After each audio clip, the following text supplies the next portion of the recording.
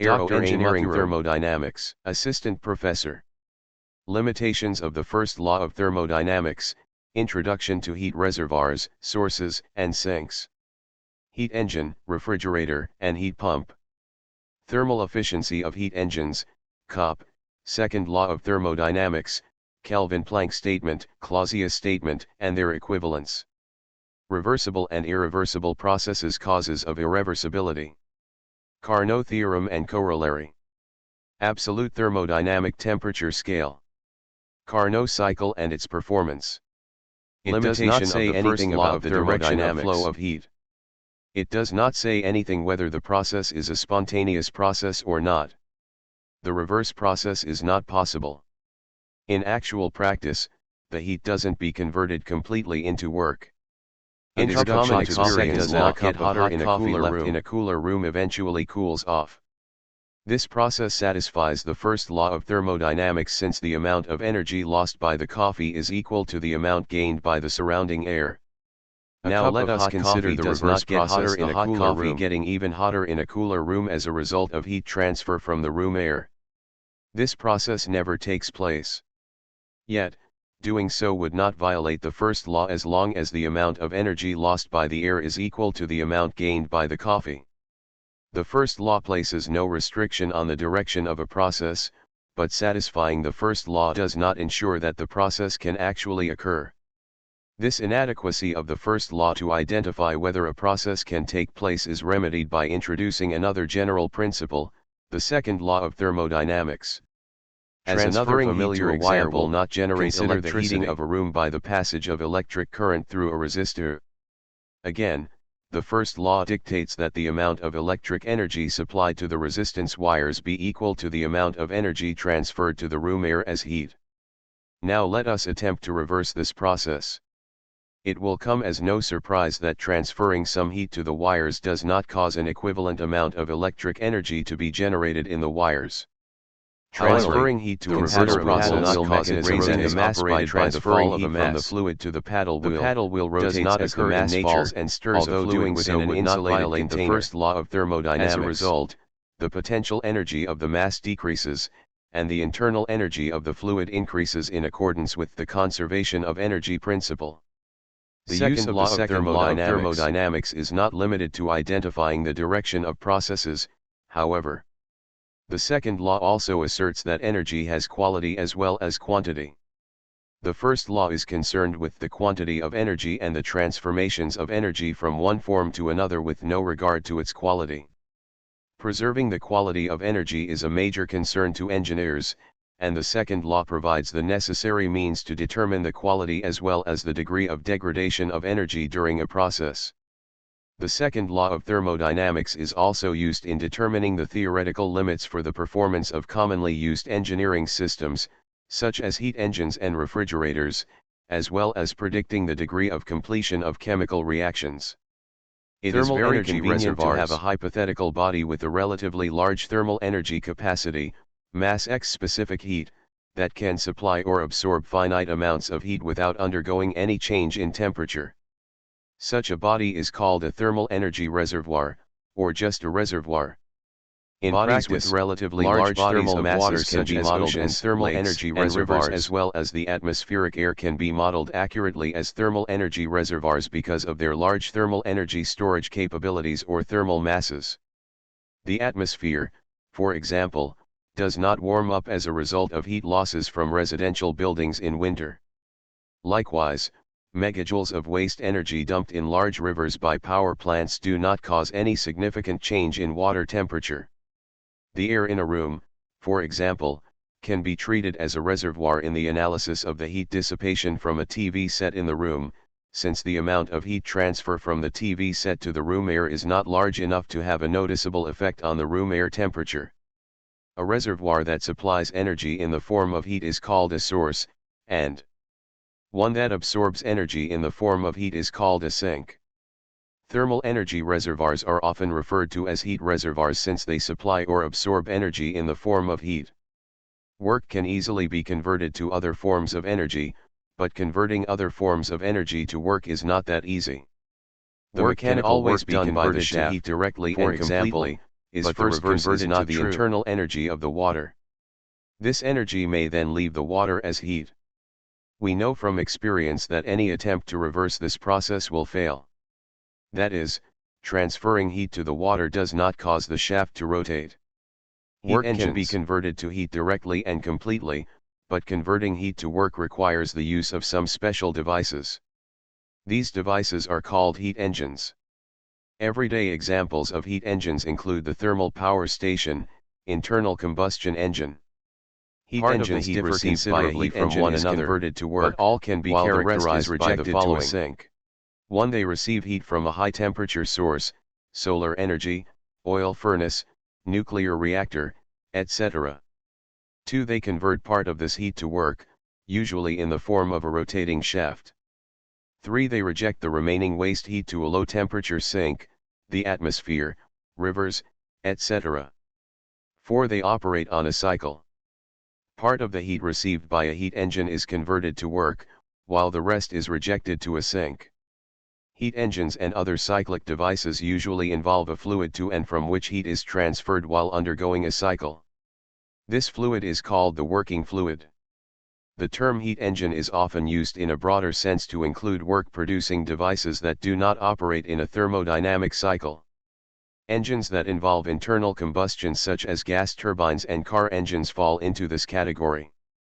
These devices operate in a mechanical cycle but not in a thermodynamic cycle since the working fluid, the combustion gases, does not undergo a complete cycle.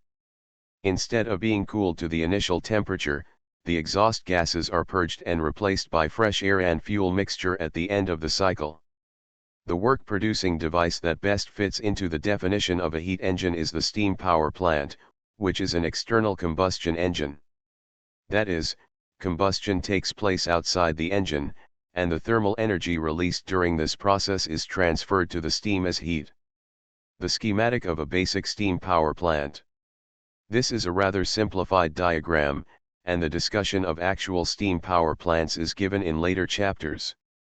The various quantities shown on this figure are as follows. Chen equals amount of heat supplied to steam in boiler from a high temperature source, furnace.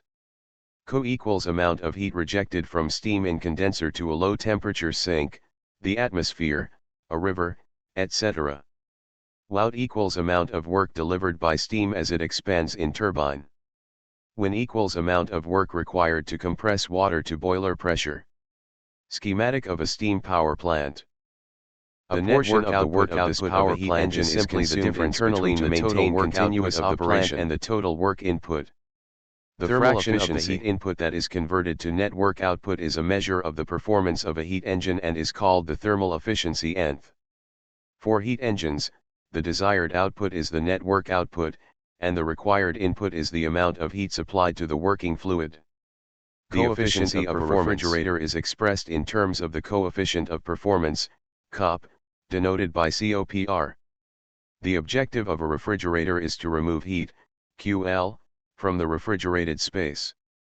The conservation of energy principle for a cyclic device requires that the value of a refrigerator is greater than UL from the cooled space. That is, the amount of heat removed from the refrigerated space can be greater than the amount of work input. In contrast to the thermal efficiency, which can never be greater than 1. Another device that transfers heat from a low temperature medium to a high temperature one is the heat pump, shown schematically in Fig. Refrigerators and heat pumps operate on the same cycle but differ in their objectives. The objective of a refrigerator is to maintain the refrigerated space at a low temperature by removing heat from it. The work supplied to a heat pump is used to extract energy from the cold outdoors and carry it into the warm indoors. This is accomplished by absorbing heat from a low temperature source, such as well water or cold outside air in winter, and supplying this heat to the high temperature medium such as a house. The measure of performance of a heat pump is also expressed in terms of the coefficient of performance COP, defined as, which can also be expressed as. This relation implies that the coefficient of performance of a heat pump is always greater than unity since COPR is a positive quantity. That is, a heat pump will function, at worst, as a resistance heater, supplying as much energy to the house as it consumes. Most existing heat pumps use the cold outside air as the heat source in winter, and they are referred to as air source heat pumps. The COP of such heat pumps is about 3.0 at design conditions. The second law of thermodynamics is related to refrigerators or heat pumps. The Clausius statement is expressed as follows. It is impossible to construct a device that operates in a cycle and produces no effect other than the transfer of heat from a lower temperature body to a higher temperature body. A refrigerator that does not imply that a cyclic device that transfers heat from a cold medium to a warmer one is impossible to construct. It simply states that a refrigerator cannot operate unless its compressor is driven by an external power source, such as an electric motor. The equivalence of the two Planck and the Clausius statements are equivalent in their consequences, and either statement can be used as the expression of the second law of thermodynamics. Any device that violates the Kelvin, Planck statement also violates the Clausius statement, and vice versa. A device that violates the second law of thermodynamics is called a perpetual motion machine of the second kind, PMM2. A reversible and irreversible is defined as a process that can be reversed without leaving any trace on the surroundings. Both the system and the surroundings are returned to their initial states at the end of the reverse process. This is possible only if the net heat and net work exchange between the system and the surroundings is zero for the combined, original and reverse, process. Processes that are not reversible are called irreversible processes. Two familiar reversible processes. Reversible processes actually do not occur in nature. They are merely idealizations of actual processes. Reversible processes can be approximated by actual devices, but they can never be achieved. That is, all the processes occurring in nature are irreversible.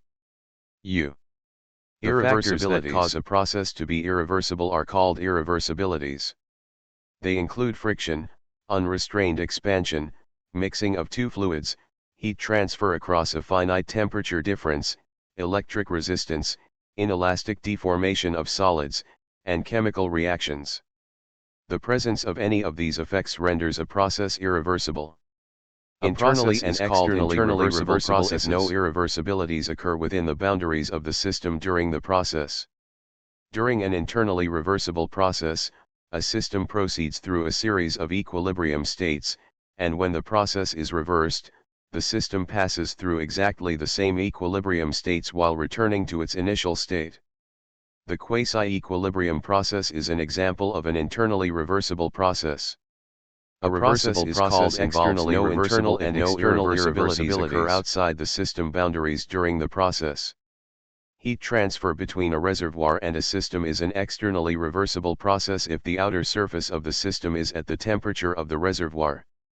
A process is called totally reversible, or simply reversible, if it involves no irreversibilities within the system or its surroundings, Fig. A totally reversible process involves no heat transfer through a finite temperature difference, no non-quasi-equilibrium changes, and no friction or other dissipative effects. The best-known reversible cycle is the Carnot cycle, first proposed in 1824 by French engineer Sidi Carnot. The theoretical heat engine that operates on the Carnot cycle is called the Carnot heat engine. The Carnot cycle is composed of 4 reversible processes, 2 isothermal and 2 adiabatic, and it can be executed either in a closed or a steady flow system. Consider a closed system that consists of a gas contained in an adiabatic piston, cylinder device, as shown in Fig. The insulation of the cylinder head is such that it may be removed to bring the cylinder into contact with reservoirs to provide heat transfer. The 4 reversible processes that make up the Carnot cycle are as follows. Reversible isothermal expansion, process 1 to 2, Th constant. Initially, state 1, the temperature of the gas is Th and the cylinder head is in close contact with the source at temperature Th. The gas is allowed to expand slowly, doing work on the surroundings. As the gas expands, the temperature of the gas tends to decrease. But as soon as the temperature drops by an infinitesimal amount dt, some heat is transferred from the reservoir into the gas, raising the gas temperature to Th. Thus, the gas temperature is kept constant at Th. Since the temperature difference between the gas and the reservoir never exceeds a differential amount dt, this is a reversible heat transfer process. It continues until the piston reaches position 2. The amount of total heat transferred to the gas during this process is QH. Reversible adiabatic expansion, process 2 to 3, temperature drops from TH to TL. At state 2, the reservoir that was in contact with the cylinder head is removed and replaced by insulation so that the system becomes adiabatic. The gas continues to expand slowly, doing work on the surroundings until its temperature drops from TH to TL, state 3. The piston is assumed to be frictionless and the process to be quasi-equilibrium, so the process is reversible as well as adiabatic. Reversible isothermal compression, process 3 to 4, TL constant. At state 3, the insulation at the cylinder head is removed, and the cylinder is brought into contact with a sink at temperature TL. Now the piston is pushed inward by an external force, doing work on the gas. As the gas is compressed, its temperature tends to rise. But as soon as it rises by an infinitesimal amount dt, heat is transferred from the gas to the sink, causing the gas temperature to drop to TL. Thus, the gas temperature remains constant at TL. Since the temperature difference between the gas and the sink never exceeds a differential amount dt, this is a reversible heat transfer process. It continues until the piston reaches state 4. The amount of heat rejected from the gas during this process is QL. Reversible adiabatic compression, process 4 to 1, temperature rises from TL to TH. State 4 is such that when the low temperature reservoir is removed, the insulation is put back on the cylinder head, and the gas is compressed in a reversible manner. The gas returns to its initial state, state 1. The temperature rises from TL to TH during this reversible adiabatic compression process, which completes the cycle. On a PV diagram of the area under the process curve represents the boundary work for quasi-equilibrium, internally reversible, processes. We see that the area under curve 1-2-3 is the work done by the gas during the expansion part of the cycle, and the area under curve 3-4-1 is the work done on the gas during the compression part of the cycle. The area enclosed by the path of the cycle, area 1-2-3-4-1, is the difference between these two and represents the net work done during the cycle. The Carnot cycle just described is a totally reversible cycle. Therefore, all the processes that comprise it can be reversed, in which case it becomes the Carnot refrigeration cycle. This time, the cycle remains exactly the same, except that the directions of any heat and work interactions are reversed. Heat in the amount of QL is absorbed from the low temperature reservoir, heat in the amount of QH is rejected to a high temperature reservoir, and a work input of WNET in is required to accomplish all this. The PV diagram of the reversed Carnot cycle is the same as the one given for the Carnot cycle, except that the directions of the processes are reversed, as shown in Fig. The Carnot law of thermodynamics puts limits on the operation of cyclic devices as expressed by the Kelvin, Planck and Clausius statements. A heat engine cannot operate by exchanging heat with a single reservoir, and a refrigerator cannot operate without a net energy input from an external source. Two conclusions pertain to the thermal efficiency of reversible and irreversible, i.e., actual, heat engines, and they are known as the Carnot principles, Fig, expressed as follows. 1. The efficiency of an irreversible heat engine is always less than the efficiency of a reversible one operating between the same two reservoirs. 2. The efficiencies of all reversible heat engines operating between the same two reservoirs are the same. The Carnot principles. To prove the first statement, consider two heat engines operating between the same reservoirs, as shown in Fig. One engine is reversible and the other is irreversible. Now each engine is supplied with the same amount of heat QH. The amount of work produced by the reversible heat engine is rev, and the amount produced by the irreversible one is wir rev. In violation of the first Carnot principle, we assume that the irreversible heat engine is more efficient than the reversible one, that is, eta th irref eta th rev, and thus delivers more work than the reversible one. Now let the reversible heat engine be reversed and operate as a refrigerator. This refrigerator will receive a work input of REV and reject heat to the high temperature reservoir. Since the refrigerator is rejecting heat in the amount of QH to the high temperature reservoir and the irreversible heat engine is receiving the same amount of heat from this reservoir, the net heat exchange for this reservoir is zero. Thus, it could be eliminated by having the refrigerator discharge QH directly into the irreversible heat engine. Now considering the refrigerator and the irreversible engine together, we have an engine that produces a net work in the amount of REV while exchanging heat with a single reservoir, a violation of the Kelvin-Planck statement of the second law. Therefore, our initial assumption that eta th irref eta th rev is incorrect. Then we conclude that no heat engine can be more efficient than a reversible heat engine operating between the same reservoirs. The second Carnot principle can also be proved in a similar manner. Replace the irreversible engine by another reversible engine that is more efficient and thus delivers more work than the first reversible engine.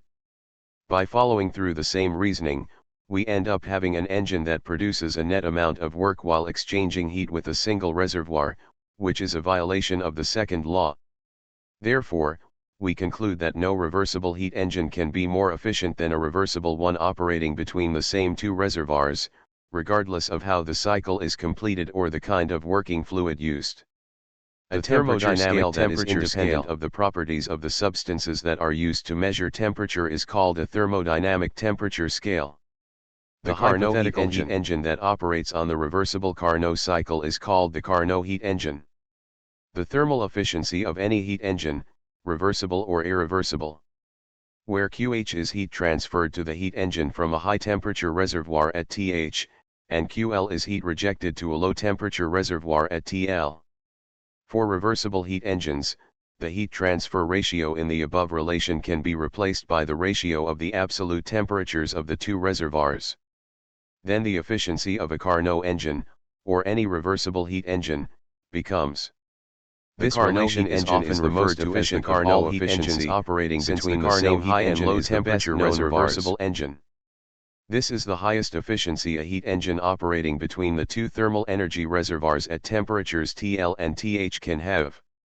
The thermal efficiencies of actual and reversible heat engines operating between the same temperature limits compare as follows. No heat engine can have a higher efficiency than a reversible heat engine operating between the same high and low temperature reservoirs. Most work-producing devices, heat engines, in operation today have efficiencies under 40%, which appear low relative to 100%. However, when the performance of actual heat engines is assessed, the efficiencies should not be compared to 100%, instead, they should be compared to the efficiency of a reversible heat engine operating between the same temperature limits, because this is the true theoretical upper limit for the efficiency, not 100%. The maximum efficiency of a steam power plant operating between TH equals 1000 K and TL equals 300 K is 70%. A refrigerator and heat that operates on the reversed Carnot cycle is called a Carnot refrigerator, or a Carnot heat pump. The coefficient of performance of any refrigerator or heat pump, reversible or irreversible, where QL is the amount of heat absorbed from the low temperature medium and QH is the amount of heat rejected to the high temperature medium. The COPs of all reversible refrigerators or heat pumps can be determined by replacing the heat transfer ratios in the above relations by the ratios of the absolute temperatures of the high and low temperature reservoirs. Then the COP relations for reversible refrigerators and heat pumps become. These are the highest coefficients of performance that a refrigerator or a heat pump operating between the temperature limits of TL and TH can have. All actual refrigerators or heat pumps operating between these temperature limits, TL and TH, have lower coefficients of performance. No refrigerator can have a higher COP than a reversible refrigerator operating between the same temperature limits. The coefficients of performance of actual and reversible refrigerators operating between the same temperature limits can be compared as follows. The COP of a reversible refrigerator or heat pump is the maximum theoretical value for the specified temperature limits. A heat engine receives heat at the rate of 1500 kJ/min and gives an output of 8.2 kilowatts. Determine I. The thermal efficiency. 2. The rate of heat rejection.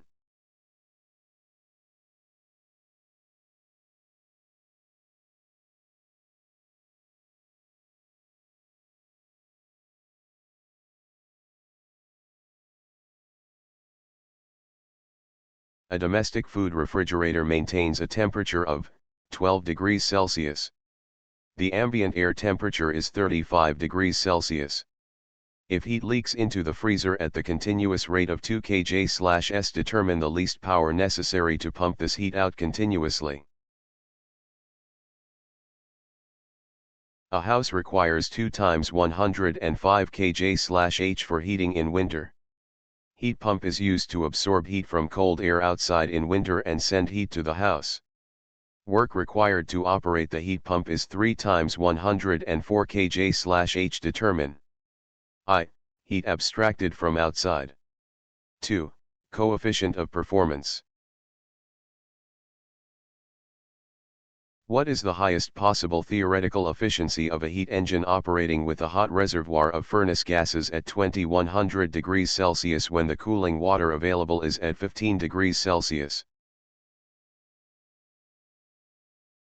A Carnot cycle operates between source and sink temperatures of 250 degrees Celsius and 15 degrees Celsius. If the system receives 90 kJ from the source, find I. Efficiency of the system. 2. The network transfer. 3. Heat rejected to sink. An inventor claims that his engine has the following specifications. Temperature limits: 750 degrees Celsius and 25 degrees Celsius. Power developed: 75 kilowatts. Fuel burned per hour: 3.9 kilograms. Heating value of the fuel: 74,500 kJ/kg. State whether his claim is valid or not. Since thermal Carnot, therefore claim of the inventor is not valid, or possible. A cyclic heat engine operates between a source temperature of 1000 degrees Celsius and a sink temperature of 40 degrees Celsius. Find the least rate of heat rejection per kW net output of the engine. A fish freezing plant requires 40 tons of refrigeration. The freezing temperature is 35 degrees Celsius while the ambient temperature is 30 degrees Celsius. If the performance of the plant is 20% of the theoretical reversed Carnot cycle working within the same temperature limits, calculate the power required. Given, 1 ton of refrigeration equals 210 kJ/min. Source 1 can supply energy at the rate of 12,000 kJ/min at 320 degrees Celsius. A second source 2 can supply energy at the rate of 120,000 kJ/min at 70 degrees Celsius. Which source, 1 or 2, would you choose to supply energy to an ideal reversible heat engine that is to produce large amount of power if the temperature of the surroundings is 35 degrees Celsius? A reversible heat engine operates between two reservoirs at temperatures 700 degrees Celsius and 50 degrees Celsius. The engine drives a reversible refrigerator which operates between reservoirs at temperatures of 50 degrees Celsius and 25 degrees Celsius. The heat transfer to the engine is 2500 kJ and the net work output of the combined engine refrigerator plant is 400 kJ. I. Determine the heat transfer to the refrigerant and the net heat transfer to the reservoir at 50 degrees Celsius. 2. Reconsider, I. Given that the efficiency of the heat engine and the COP of the refrigerator are each 45% of their maximum possible values.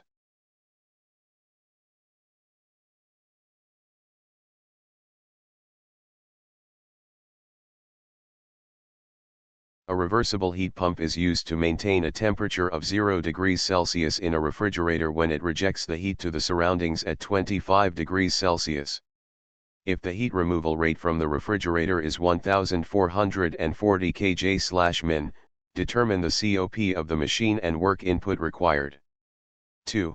if the required input to run the pump is developed by a reversible engine which receives heat at 380 degrees Celsius and rejects heat to atmosphere, then determine the overall COP of the system. Solution. I. Temperature, T1 equals 25 plus 273 equals 298 K. 2. Temperature, T2 equals 0 plus 273 equals 273 K.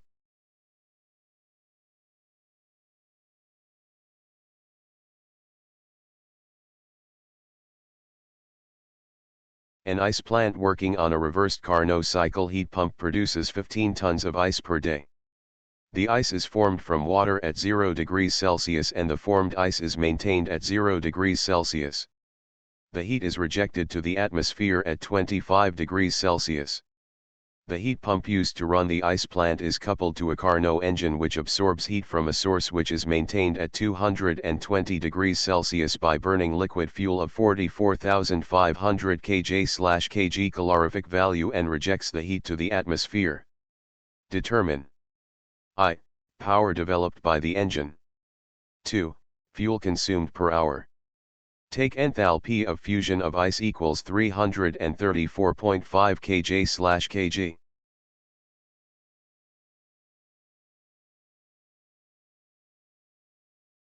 Two Carnot engines work in series between the source and sink temperatures of 550 K and 350 K.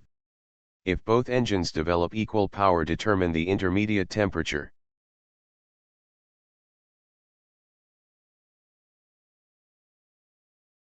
A Carnot heat engine draws heat from a reservoir at temperature T1 and rejects heat to another reservoir at temperature T3.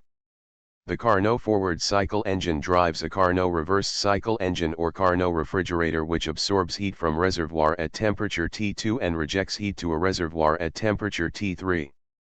If the high temperature T1 equals 600 K and low temperature T2 equals 300 K, determine I. The temperature T3 such that heat supplied to engine Q1 is equal to the heat absorbed by refrigerator Q2. 2. The efficiency of Carnot engine and COP of Carnot refrigerator. Solution. Temperature, T1 equals 600 K. Temperature, T2 equals 300 K.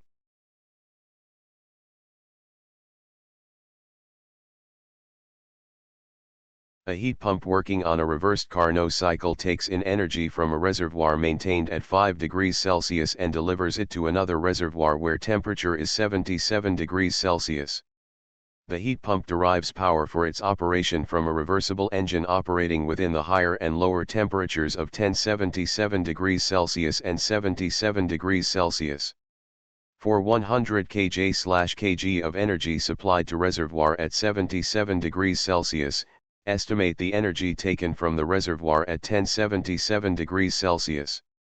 Solution. Given, T3 equals 5 plus 273 equals 278 K, T2 equals T4 equals 77 plus 273 equals 350 K, T1 equals 273 plus 1077 equals 1350 K.